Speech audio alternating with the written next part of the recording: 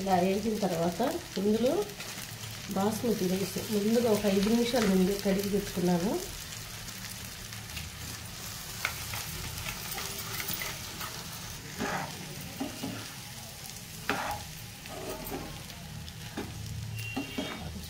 ఇలా అయిన తర్వాత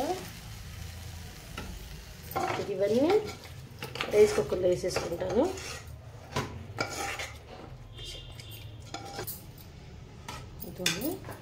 ఇందులో కొద్దిగా ఉప్పు,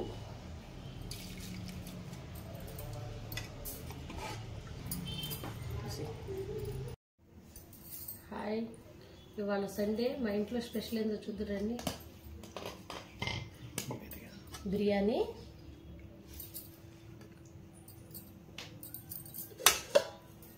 పెరుగు,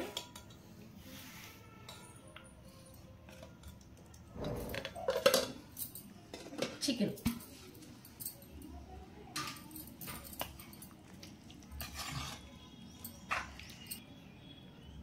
బిర్యానీ చికెన్ ఎలా చేశానో యూట్యూబ్లో పెట్టాను, తప్పకుండా ప్రతి ఒక్కళ్ళు చూడండి.